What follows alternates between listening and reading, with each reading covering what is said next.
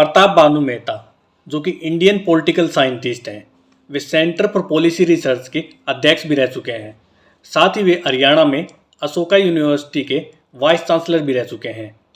उनका आज यानी कि 17 मई के इंडियन एक्सप्रेस न्यूज़पेपर में एक आर्टिकल आया है, जिसमें वो बताते हैं कि हाल ही में कर्नाटक विधानसभा चुनावों में कांग्रेस ने जो जीत हासिल की है उसके क्या निहितार्थ हैं और उसका नेशनल पॉलिटिक्स पर क्या असर पड़ेगा।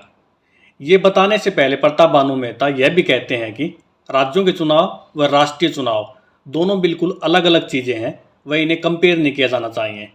फिर भी वो यहाँ पर 6 लेसन बताते हैं जो हमें कर्नाटक चुनाव से सीखने को मिलते हैं, जिसमें पहला है, प्रताप बानू मेहता कहते हैं कि सबसे इम्पोर्टेंट यहाँ पर यह दिखाई देता है कि जब बाइपोलर मुकाबला होता है, यानी कि मुकाबला सीधे बीजेपी और कांग्रेस के बीच होता है, वहाँ बीजेपी के लिए जीतना बहुत मुश्किल होता है। यही कर्नाटक में हुआ, जहाँ जेडीएस ज़्यादा स्ट्रॉन्ग नहीं थी।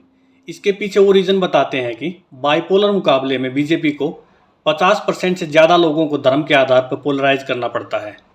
दूसरा, प्रताप बानू मेहता कहते हैं कि विपक्षी पार्टियों को बीजेपी की स्टेट गवर्नमेंट के गवर्नेंस पर फोकस करना चाहिए, क्योंकि उनके स्टेट लेवल के गवर्नेंस का मॉडल करप्शन को समाप्त करना नहीं है, बल्कि करप्शन के स्ट्रक्चर को बदलना है और उसे सेंट्रलाइज करना है। तीसरा, वो बताते हैं कि भारतीय राजनीति में जो एक उल्लेखनीय परिवर्तन आया है वह है कल्याणकारी राज्य को बढ़ावा।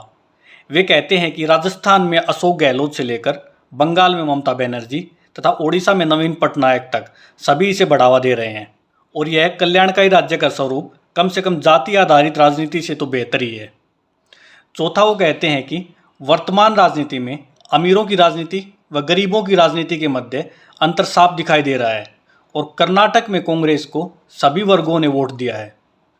पांचवा, वो बताते हैं कि अभी ये कहना बहुत जल्दबाजी होगा कि कर्नाटक के लोगों ने हिंदुत्व को त्याग दिया है या इस हिंदुत्व के आधार पर वोट नहीं किया है।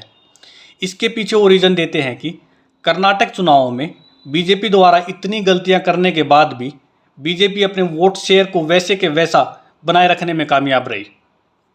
अंत में लास्ट लेसन वो बताते हैं कि वर्तमान में लोगों की राजनीतिक पहचान सामाजिक पहचान से निर्धारित नहीं हो रही है। जैसे कि लिंगायत समुदाय के वो वोट बीजेपी व कांग्रेस दोनों में ही बटे हुए थे, जो कि जाति आधारित राजनीति से हटकर एक प्रगतिशील राजनीति को दर्शाता है। ये 6 लेसन्स थे जो कि प्रताप बानू मेहता के अनुसार हमें कर्नाटक चुनाव से सीखने या देखने को मिलते हैं।